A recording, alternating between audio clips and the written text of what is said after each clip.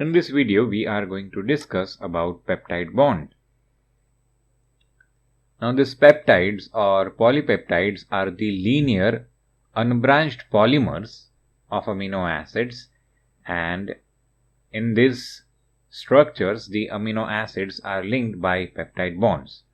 Okay, so consider a structure consisting of amino acids which is linked by peptide bond and it is unbranched and linear as well. Well, that is your peptide or polypeptide. Now, the peptide bond is amide linkage. Okay, peptide bonds are the amide linkages which are formed between alpha amino group of one amino acid and alpha carboxyl group of other amino acid, and this reaction is a dehydration reaction. Okay, by dehydration reaction your peptide bond formation is taking place and the water molecule is removed during the formation of peptide bond. That is the reason why it is known as dehydration reaction, and the linked amino acids are known as amino acid residues. Okay, so in your peptide structure, the linked amino acids which are there are known as amino acid residues. Now, the peptide bond formation is an endergonic process with a value of delta G of plus 21 kilojoule per mole. Okay, so this is how the reaction looks like. There is the carboxyl group of one amino acid, there is amino group of another amino acid, and the dehydration reaction is taking place, and that is how this peptide bond is getting formed. Now, this peptide bond is also known as amide bond. Okay, so this which you are seeing here is a peptide bond, or you can also call it as an amide bond.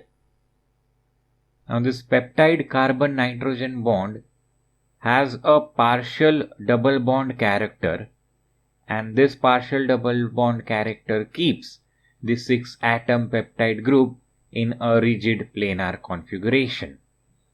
Okay, so peptide carbon nitrogen bond has a partial double bond character.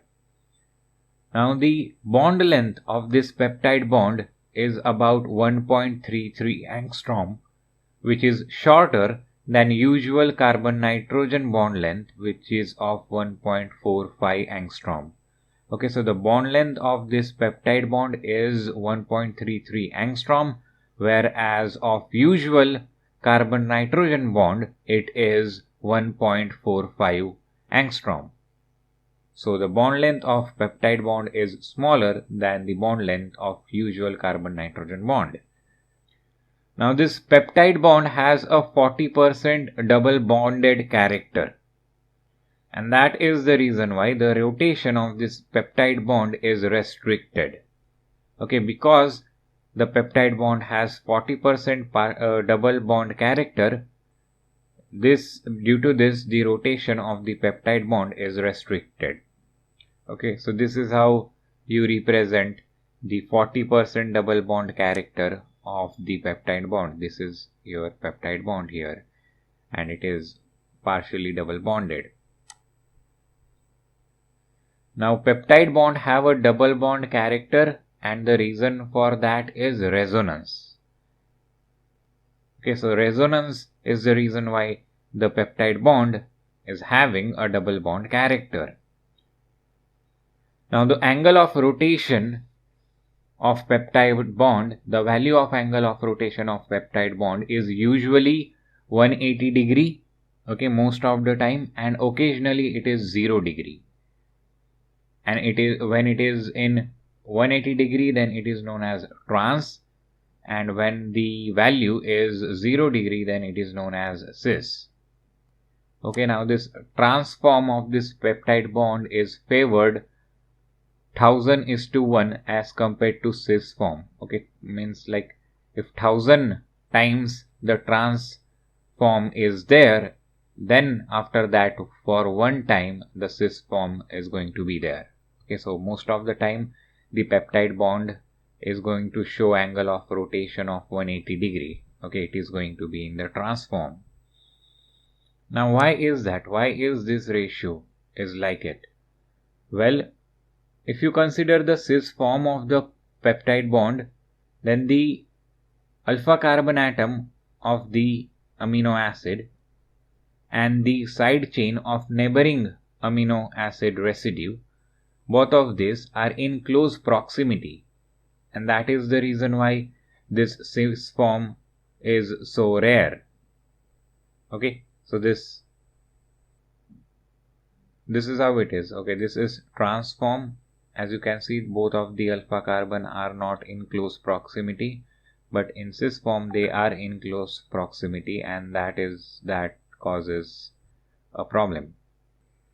Now, virtually all the peptide bonds in proteins occur in the trans configuration. So we saw that the rotation is restricted at the peptide bond, but the rotation is permitted at nitrogen alpha carbon bond and alpha carbon to carbon bond. Okay, in these two bonds the rotation is permitted, and the rotation about these bonds is described as torsion, then dihedral, and then conformational angle. Now the bond angles resulting from rotations at alpha carbon atom are labeled as phi for N dash C bond and psi for C dash C bond. Okay, if the nitrogen is to alpha carbon bond, nitrogen alpha carbon bond is referred to as phi, and the alpha carbon to alpha carbon carbon bond is referred to as psi. Okay, so this is your phi bond, then this is your psi bond. As you can see in this diagram, the alpha carbons of the adjacent amino acids are separated by 3 covalent bonds. Okay, so if you consider this alpha carbon and this alpha carbon, so in between them there are 3 covalent bonds. Now the peptide carbon nitrogen bond has a partial double bond character, right? And that is the reason why they cannot rotate freely. But the rotation is permitted for nitrogen alpha carbon bond and alpha carbon carbon bond. For these two bonds, the rotation is permitted. Now the phi bond and the psi bonds can have the values between minus 180 degree to plus 180 degree. But many values between this range are prohibited because of steric interference between the atoms of the polypeptide backbone and the atoms of the amino acid side chains. Okay, there is steric interference between the atoms of the polypeptide backbone and between the atoms of the amino acid side chains, and that steric interference prohibits many values of this psi and phi bond between minus 180 degree to plus 180 degree. Now the permitted values of this phi and psi bond were first determined by G. N. Ramachandran. Now the permitted values for this phi and psi bonds are indicated on a 2D map of phi-psi plane, and that is known as Ramachandran plot. Okay, so the Ramachandran plot is indicating you the permitted values of the phi and psi bonds. Okay, so this is how the Ramachandran plot looks like. Okay, on this axis you are having the value of the phi bond, that is the value for the nitrogen alpha carbon bond, and on this axis you are having the value of psi bonds, that is the value of alpha carbon to carbon bond, and these regions are showing where those value lies. Now whatever the black areas you are observing in this diagram are sterically disallowed conformations. Okay, in these black areas, the value of the psi and phi bonds cannot occur. Okay, the black area is the sterically disallowed conformations. Okay, so in black areas there is sterically disallowed conformation in which any non-bonding interatomic distance is less than the corresponding van der Waal radii. Okay, any non-bonding interatomic distance is less than its corresponding van der Waals radii in this black area which we just saw. Now these black areas which we just saw are sterically disallowed for all amino acids except glycine. And why is that? Because glycine don't have a side chain. So for except glycine, all the other amino acid cannot show the value of phi and psi bonds into that black region. Now the green regions are called the allowed regions, which is also called as low energy regions, and these regions correspond to conformations where there is no steric clashes. Okay, so these are the green regions that we are talking about. Okay, these are known as the allowed regions or the low energy regions, and at these regions there is no steric clashes. There are no steric clashes in these green regions. And after that there are these red shaded regions which correspond to conformation having outer limit van der Waals distances. That is, in this red region, the atoms are allowed to come a little close together. Okay, so this is the red region that we are talking about. In this region corresponds to the conformation having outer limit van der Waals distances. That is, the atoms in this region can come a little close together. Now the area alpha, beta and L correspond to conformational angles found for the usual right-handed alpha helices, beta strands and the left-handed alpha helices.